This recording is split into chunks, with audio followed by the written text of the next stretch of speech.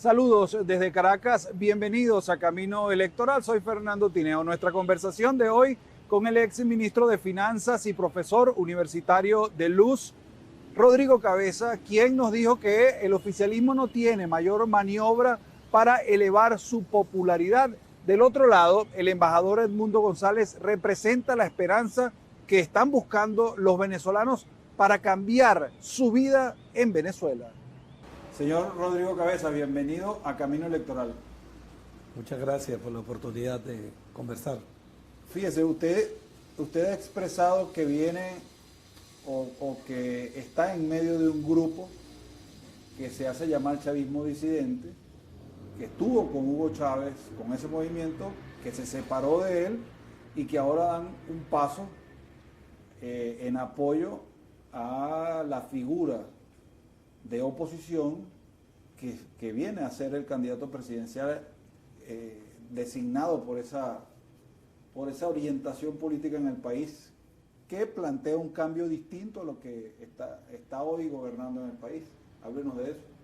Sí, fíjate, en mi caso no es reciente, tengo ya 8 años en la oposición democrática. Digamos que abandoné lo que fue, en mi opinión, el fraude de la Revolución Bolivariana. Y por supuesto, frente a un episodio como el que se nos está aproximando, en el que, en mi opinión, se va a cerrar el ciclo histórico de la llamada Alianza Cívico-Militar Policial, o entre comillas, Revolución Bolivariana, no podíamos quedarnos en nuestra casa o en nuestras aulas de clase en la Universidad del Zulia, sino que estamos activamente trabajando junto con la Plataforma Unitaria Democrática para apoyar la candidatura del embajador Edmundo González. Y esto nos ha llevado a articular a cientos de dirigentes que alguna vez, desde los principios, desde la ilusión de la igualdad, de la justicia, del cambio político, de la más democracia, de la industrialización, llegamos a creer que era posible hacerlo en la Revolución Bolivariana. Hemos coincidido en respaldar, y no solo respaldar, trabajar activamente en la campaña de Edmundo González y aportar hasta testigos, miembros de mesa, en fin.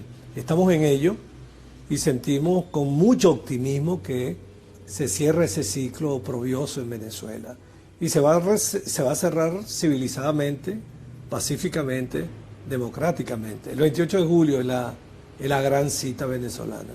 ¿En cuántas elecciones estuvo usted al lado de Hugo Chávez, formando parte de ese gobierno? No, yo estuve hasta el 2012, hasta la muerte del presidente. Estuve en la dirección... en algunas cuantas contiendas electorales. Sí, cómo no, la del 2000, la del 2006 y hasta la del 2012, finalmente. Luego vino el proceso de observación crítica de todo lo que había pasado. No obstante, tengo que decir que en vida del presidente Chávez tuve observaciones críticas al modelo económico, fui contrario a las expropiaciones no planificadas que hicieron mucho daño a la inversión en Venezuela y que nos llevaban a un modelo económico absolutamente inviable. Hablábamos previamente, por ejemplo, la destrucción de industrias como las que estaban en Guayana, que era increíble que Sidor o la industria del aluminio se derrumbaran por un estatismo absurdo, malentendido, y por supuesto acompañado de las corrupciones tan gigantescas que se dieron allí en la propia industria petrolera. Hice una gran observación y me opuse en el 2007 a la salida de Venezuela del Fondo Monetario Internacional. Puedo decir que ahí sí fui escuchado, pero eran decisiones muy propias de un voluntarismo político que no tenía absolutamente ningún sentido. Y en la recta final lo que ocurrió a Venezuela con la presidencia del señor Nicolás Maduro, pues sencillamente lo puedes registrar así. Venezuela era un país de 10 pisos, un edificio de 10 pisos, y se derrumbaron 9. Es decir, este es un país absolutamente destruido, pero esa destrucción ha hecho que suframos mucho. Sufren los desempleados, los pensionados, los jubilados, sufren los empresarios que se les redujo sus espacios de capacidad productiva. Pero algo que nunca había ocurrido en nuestro país, en nuestra Venezuela, es que han sufrido las familias al interior de ellas todos los días. Se nos fueron una parte importante de nuestros corazones, de nuestras almas, se nos fueron nuestros hijos, una oleada de hijos, los míos y los de millones de jóvenes que partieron porque les cercenaron el porvenir en nuestra patria. Ahora, ¿qué lo hizo seguir a Chávez hasta su muerte? Porque, como usted lo está diciendo, allí se gestaba económicamente, por hablar de un solo aspecto, allí se tejía la destrucción del país con todo lo que se venía haciendo, como usted lo está diciendo, en industria, en la mediana industria, en la gran industria. ¿Qué lo hizo estar allí? La victoria de Hugo Chávez, cuando se hable con claridad sobre este tema histórico y no politizadamente, la victoria de Hugo Chávez, terminando el siglo XX, fue una aspiración de cambio de los venezolanos frente a Acción Democrática y a Copey. Adecos y copellanos votaron por él para que ganara porque él no tenía un partido político fuerte. El MBR en ese momento era en el cual yo nunca milité. Se cerraba un ciclo y él aperturaba otro. La izquierda en ese momento, la izquierda venezolana, el MAS, Partido Comunista de Venezuela, Patria para Todos, las tres fuerzas más importantes de ese momento, se decidió a acompañar a esta opción nacionalista, progresista, que irrumpía frente a Diego Copey. Es decir, apoyamos aquello desde la perspectiva de nuestras ilusiones, de nuestros sueños de hombres de izquierda, que pensábamos que ya había llegado el momento de la justicia social, de la más democracia, de las mayores reivindicaciones populares.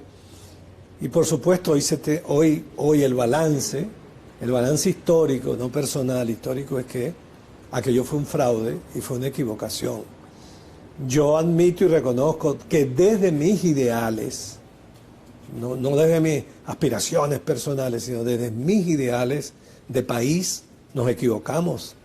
Ahora tuvimos la fortaleza de rectificar y de rectificar frente a un orden oprobioso, autoritario, totalitario, perseguidor, pero como no tenemos rabo de paja, no tenemos nada que ocultar.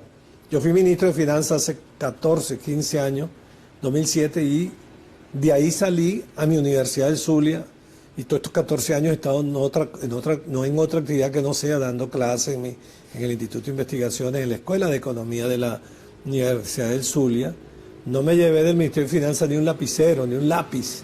Por tanto, no tenemos, sino tenemos autoridad moral para hoy pedirle a la nación venezolana, a los que alguna vez votaron esperanzados por Hugo Chávez, de que llegó el gran momento, esos que se sienten aún hombres de izquierda, mujeres de izquierda, progresistas, que llegó el momento de liberar a nuestro país. No se trata hoy de una ideología.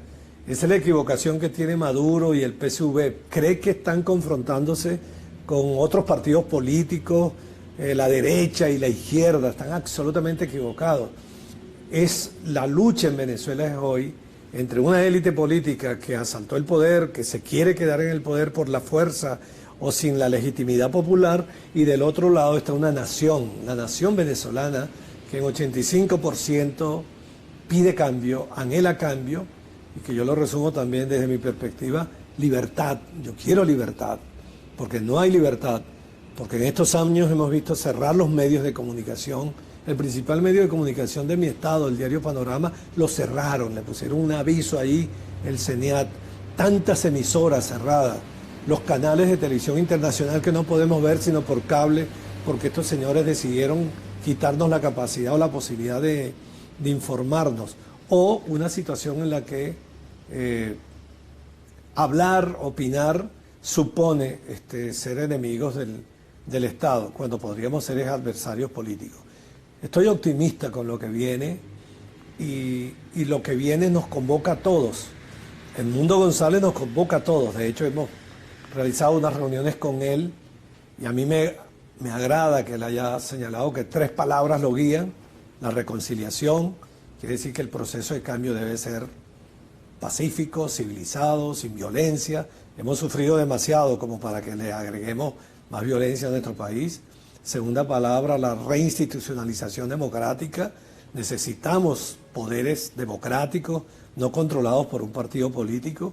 Y la tercera, progreso, es decir, bienestar, porque el nuevo gobierno, que comenzará el 10 de enero del año que viene, tiene la inmensa tarea, el desafío más grande es echar adelante la industria petrolera, echar adelante los ingresos fiscales, la creación de riqueza, mejorar el consumo por mejorar los salarios de los trabajadores, una tarea inmensa, reducir pobreza, no puede detenerse a peleas domésticas ahí con un partido derrotado como va a ser el PSV.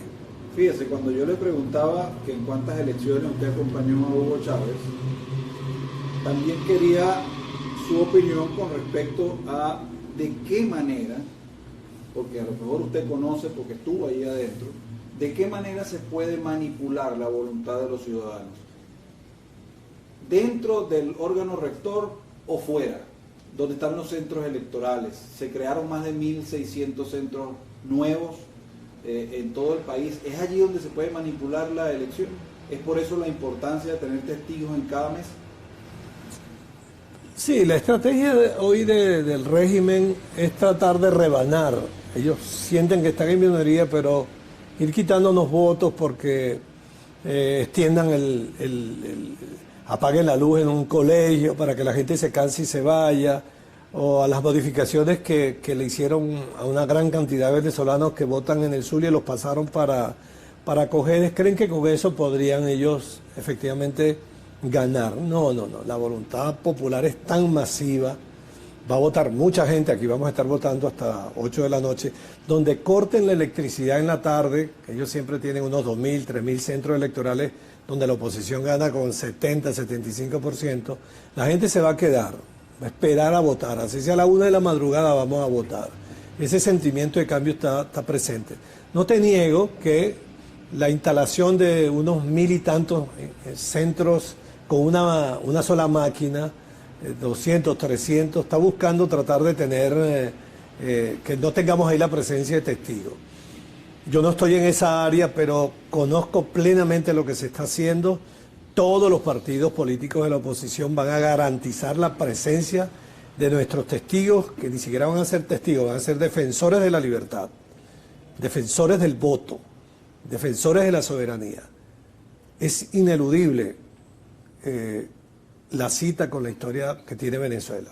No habrá trampa que detenga la inmensa victoria popular que va a obtener Edmundo González. Es hoy imposible, y por eso es bueno que los mecanismos de acuerdo, si aparecen, se discutan. El referéndum ese que propuso Petro para garantizar estabilidad política en Venezuela, yo estoy de acuerdo con aquello, porque la única alternativa que tienen es una violencia generalizada en Venezuela, y no creo que lo mejor que pueda haber en el PSV estén dispuestos a ensangrentar a nuestro país. Hagámoslo esto civilizadamente y reconózcase el resultado electoral, y que los que ganen reconozcan que la convivencia política es lo mejor. No pueden llegar a hacer lo que el PSV ha hecho estos años, de perseguir al que piensa distinto, de utilizar los órganos policiales, SEBIN, DIGESIN, etcétera, etcétera, para perseguir a gente, para secuestrar gente, para utilizar los tribunales. No se permita ni siquiera defenderse en los tribunales. Tantos presos políticos, hoy 200 y tantos en el momento en que hablamos. Entonces, lo que viene es, como he dicho, como digo, algún filósofo o un historiador centroamericano, el mejor castigo será en el nuevo gobierno más escuelas, mejores hospitales, mejor universidad, mejores salarios. Fíjese, lo que está ocurriendo dentro del chavismo. Implosionó el chavismo viéndose tan bajo en popularidad. ¿Qué maniobras les queda? Porque vemos que han llevado presos, por ejemplo, a un personaje que ellos hablan de que tenían mucha confianza, como era Tarek El Aizami, y lo han llevado preso a él y a otros tantos del mismo Partido Socialista Unido de Venezuela. Entonces le pregunto yo, esa maniobra para venderle algo a sus electores, tratar de elevar su impopularidad, ¿qué maniobra les queda? Bueno, yo creo que la llamada por ellos se ven a gloria de decirlo así, el presidente Maduro lo dice, y todos ellos, de la alianza cívico-militar policial, permanece. Una lucha intestinal por el tema de la corrupción, porque el jefe de la élite descubrió que uno de sus de confianza le robó con las criptomonedas un dinero en PDVSA, un sistema de corrupción. Por ejemplo, cuando dicen que él, el señor Tarek, estaba vinculado a los Estados Unidos, eso da risa, ¿no? Uno se sonríe, ¿no? Estaban vinculados a la corrupción interna, etcétera. Yo creo que eso se mantiene. Es decir, ahí hay una élite política con algunos estamentos militares que le acompañan. No creo que haya ninguna implosión. Simplemente se dieron cuenta que alguien de ellos le robó el botín, en este caso de la industria petrolera. Creo que entonces la nación, el país, la oposición democrática, tiene que encaminarse democráticamente a la derrota de estos señores. ¿Qué les queda? Yo les sugeriría, si todavía tienen algún grado de sensatez política, de la realidad política, porque sé que siguen las encuestas, todos los días las siguen en Miraflores, yo les sugeriría que haya un acuerdo con la oposición democrática. Les sugeriría que la sugerencia que hizo el presidente Lula da Silva y Petro, el presidente Petro, relativo a la posibilidad de un referéndum en el que votemos por una reconciliación o por una convivencia civilizada, no de persecución política, la acordemos, la votemos y que reconozcan el resultado electoral, que se reivindiquen por lo menos el 28 de junio, reconociendo que cerca de 8 millones de venezolanos vamos a votar por Edmundo González y que el 1,5 millones, el 1.900.000 de ellos, tiene que existir y seguir existiendo, pero que no son mayoría y no tienen derecho a gobernar nuestro país, que no tienen ningún derecho a detener el porvenir de esta nación, la posibilidad de reencontrarnos, la posibilidad de que nuestra familia deje de sufrir y que nuestros hijos, los que quieran y puedan, regresen como capital humano a nuestra nación y que tengamos un gobierno absolutamente honesto, transparente, con un estadista al frente, que es una de las cosas tan importantes, providenciales, que nos ha dado esta salida del outsider de la oposición, que es Edmundo González, porque es un estadista el que vamos a nombrar presidente, muy distante de lo que hasta hoy nos ha conducido. Ahí la misma Fuerza Armada ha publicado unos videos con un movimiento de tropas y unos puentes y unas cosas en lo que sería nuestro territorio Esequibo y un movimiento de tropas allí. Hay algunas voces que han empezado a decir por allí que existe la posibilidad de que aquí entremos en un estado de emergencia por un conflicto bélico con Guyana y el tema territorial de nuestro Esequibo. ¿Es posible que se juegue en esa carta para suspender, por ejemplo, las elecciones? O también hay otra teoría que salta sobre la mesa, que es que como el tiempo no le da para el 28 de julio, puedan rodar las elecciones para final de año. ¿Usted cree que esas dos cartas estén sobre la mesa? Mira, la primera convicción que tengo es que el sentimiento de cambio de la nación, no lo va a modificar ninguna decisión de tipo administrativo o político en estos 70 días. La decisión de cambio político de los venezolanos no lo va a modificar que suspendan las elecciones. No tienen posibilidad de cortar este sentido de dimensión histórica de los venezolanos de darnos un nuevo gobierno.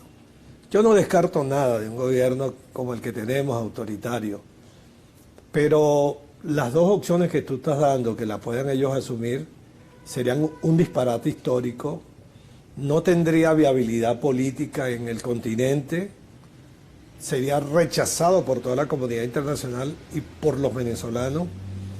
Nadie aquí va a avalar que entremos en una guerra con Guyana. Esto no quiere decir que sigamos manteniendo la defensa de nuestra soberanía sobre ese territorio a partir de los acuerdos de Ginebra, que son un nuevo gobierno, va a estar en la Corte Internacional Penal defendiendo a Venezuela con los argumentos históricos que tenemos sobre ese tema, de manera que no hace falta que manchemos la historia de Venezuela de ir a otro país a invadirlo, otro país utilizando la fuerza militar para tomarlo, cuando la experiencia histórica es que tenemos un libertador que fue a libertar naciones. ¿Cuál es el mensaje que usted le envía, no solo a ese chavismo disidente, sino al país que usted dice que está, digamos, movido por esa idea de cambiar la actualidad política, económica y social del país?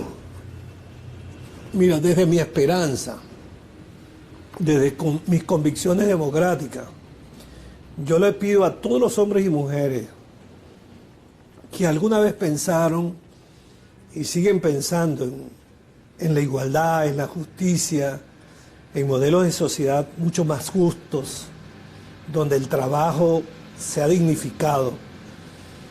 Gente de izquierda, progresista, socialista, democrático, que tenemos una cita no con nuestro ideal, tenemos una cita con la nación venezolana que nos reclama asumir un papel protagónico en esta historia de cambio político. Yo tengo la convicción hoy que más de 4 millones de los que ayer votaban por Hugo Chávez votarán por Edmundo González. A los que aún tengan alguna duda, yo les digo, la manera de construir un país profundamente democrático y donde incluso haya espacio para fuerzas populares, fuerza de los trabajadores, tiene que ser en democracia plena. Vamos a conquistarla este 28 de julio. Nosotros estamos convocados a una cita histórica. Este será un gran acto de libertad. Yo he dicho que es quizás el 4.º acto de libertad en la historia de nuestra patria. El primer acto de libertad con la generación de libertadores encabezada por Simón Bolívar, la libertad frente al Imperio Español. El segundo acto de libertad, la lucha de los estudiantes venezolanos frente a Juan Vicente Gómez, la dictadura de Juan Vicente Gómez, generación del 28. Tercer acto de libertad, la lucha de los venezolanos y también de estamentos militares para derrocar la dictadura de Marcos Pérez Jiménez. Este es el 4.º acto de libertad en la historia de Venezuela. Vamos a ir a votar no por un partido político, vamos a ir a votar por la libertad, por la democracia y porque regresen nuestros hijos. Agradecido, señor Rodrigo Cabeza, por habernos acompañado. Gracias a ti por la oportunidad. Como escucharon, al economista Rodrigo Cabezas hace un llamado a esas bases que en algún momento creyeron en eso que se llamó revolución bolivariana o socialismo del siglo XXI, que significó el retroceso de nuestro país en materia económica, industrial, en materia de retroceso de libertades, a mirar hacia la candidatura de Edmundo González y el cambio que representa en este momento para la sociedad venezolana. Soy Fernando Tineo y esto fue Camino Electoral.